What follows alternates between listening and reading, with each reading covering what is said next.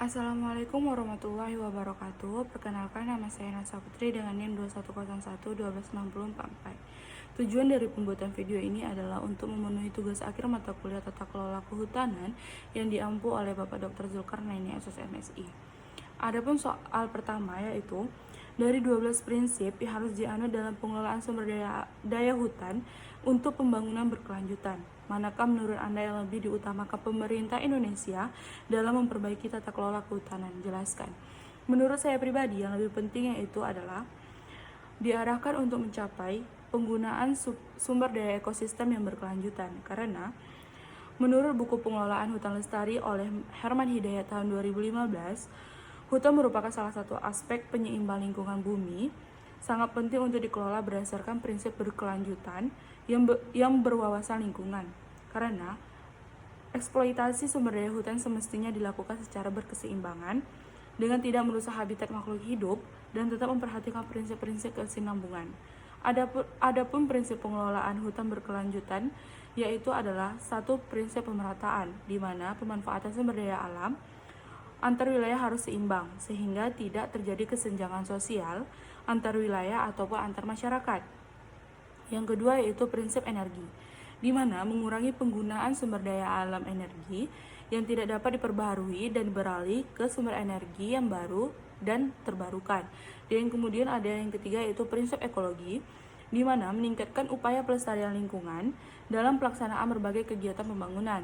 Dan yang keempat yaitu prinsip peran serta, di mana pembangunan melibatkan pemerintah, pemrakasa, dan masyarakat yang tinggal di sekitar lokasi kegiatan pembangunan. Dan yang kelima yaitu prinsip ekonomi, di mana difokuskan pada upaya pemberantasan kemiskinan dan pemerataan kesejahteraan bagi seluruh manusia. Dengan diterapkannya prinsip pembangunan berkelanjutan tersebut, pengelolaan hutan harus dilakukan dengan mengutamakan prinsip efektivitas dan efisiensi dalam pemanfaatan sumber dayanya untuk mencegah terjadinya eksploitasi secara berlebihan pada hutan. Kemudian kita masuk ke manfaat hutan yang berkelanjutan oleh kehidupan manusia. Adapun manfaat yang pertama yaitu penyediaan kayu dan bahan bakar kayu, di mana hutan memberikan sumber daya kayu yang penting untuk berbagai keperluan manusia, seperti konstruksi, perabotan, dan bahan bakar kayu. Pengelolaan hutan yang berkelanjutan dapat memastikan pasokan kayu yang berkelanjutan pula. Kemudian yang kedua yaitu penyediaan lapangan kerja, di mana pengelolaan hutan yang berkelanjutan juga menciptakan lapangan kerja bagi kehidupan masyarakat setempat.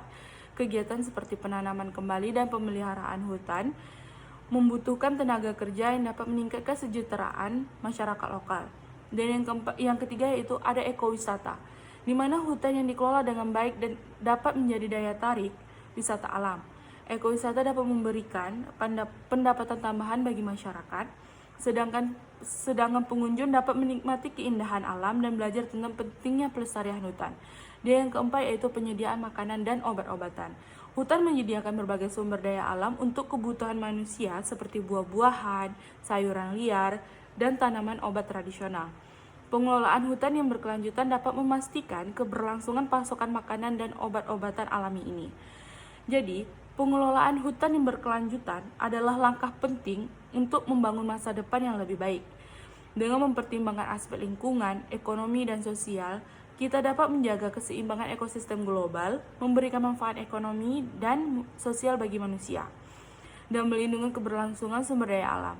Indonesia sebagai salah satu negara dengan sumber daya hutan yang berlimpah harus terus mendorong pengelolaan hutan yang berkelanjutan melalui kebijakan yang tepat dan partisipasi aktif masyarakat. Mari kita jaga hutan kita karena masa depan kita bergantung pada keberlanjutan mereka.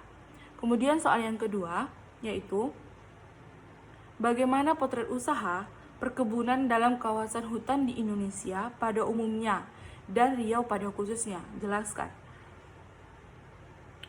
Hasil overlay data tutupan sawit dengan kawasan hutan memperlihatkan sekitar 3,4 juta hektar perkebunan sawit ada di kawasan hutan, atau 20,2% dari kebun sawit tertanam di Indonesia seluas 16,8 juta hektar.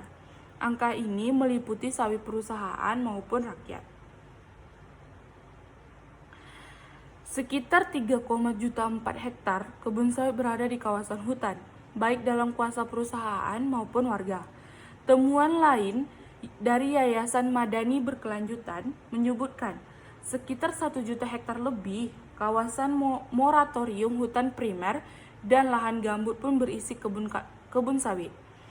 Dari luas 3,4 juta hektar kebun sawit di kawasan hutan itu, memperlihatkan tutupan sawit itu berada di kawasan suaka alam seluas 115.000 hektar, hutan lindung 174.000 hektar, hutan produksi terbatas 454.000 hektar, hutan produksi 1,4 juta hektar, dan hutan produksi konversi 1,2 juta hektar. Kebun sawit di kawasan hutan muncul antara lain persoalan tata ruang, banyak izin usaha perkebunan keluar oleh bupati tidak sesuai rencana tata ruang, dan penegakan hukum. Penegakan hukum lemah bahkan tak berjalan. Koordinasi pengawasan dan pengendalian dari pemberi izin pun lemah.